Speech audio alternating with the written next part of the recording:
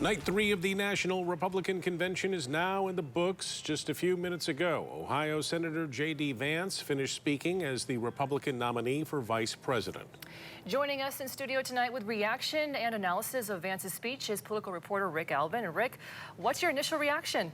Well, I think that J.D. Vance did exactly what he had to tonight. He needed to introduce himself to the country, and he did that with some interesting stories and talking about his background and his life. This is the first time many people may have ever heard him speak.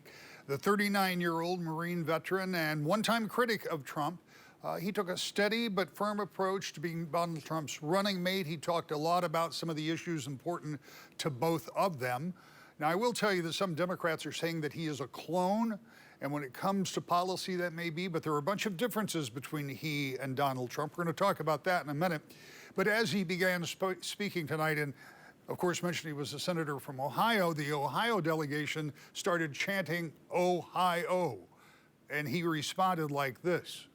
Ohio, Ohio. You guys, we're gonna chill with the Ohio love. We gotta win Michigan too here, so.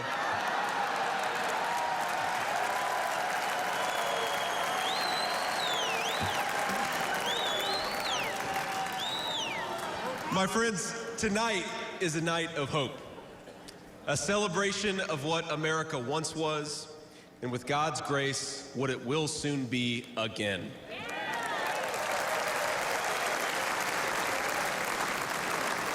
And it is a reminder of the sacred duty we have to preserve the American experiment, to choose a new path for our children and grandchildren.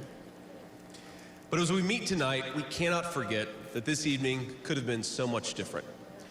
Instead of a day of celebration, this could have been a day of heartache and mourning.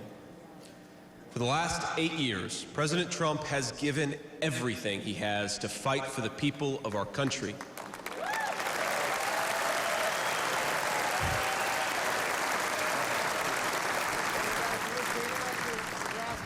He didn't need politics, but the country needed him. Vance referring to that assassination attempt on the former president just last weekend. Now, the reaction from Democrats came swiftly early today. Fellow Senator and Biden-Harris supporter, Michigan Democratic Senator Debbie Stabenow said Vance was in favor of a national abortion ban, that he has blocked other efforts on reproductive health in the Senate. And she went on to say this. He admits that he would not have certified the election results immediately on January 6th if he was vice president. So that's what we're looking at tonight when he makes his speech and when he moves out across the country. The truth of the matter is, J.D. Vance and certainly Donald Trump are wrong for America.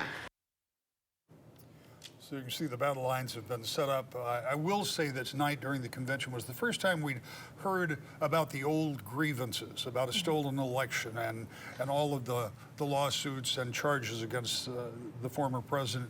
This convention has been very low-key in terms of talking about issues, talking about the future, trying to grow the party outward, trying to reach out to some of those suburban voters that they lost in 2020.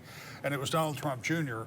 who voiced those concerns. But you didn't hear Vance go there. You didn't hear any of the other speakers really go there. So Republicans have done a relatively good job of trying to keep this kind of in the middle of the road and not try to fight those old fights. And showing unity, Rick. They are, and it'll be so interesting to see because I was with the vice president today in Kalamazoo, and she came out and gave this really, I thought, heartfelt speech about unity and about how we have to be more civil in our politics and how she took it to heart when the president talked about it just this past week.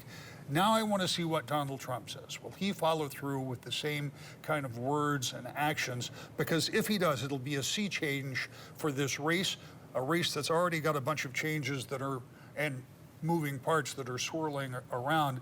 But if it becomes a kinder, gentler Donald Trump, that would certainly be a big revelation. All right, thank you, Rick, You so bet. much. All right.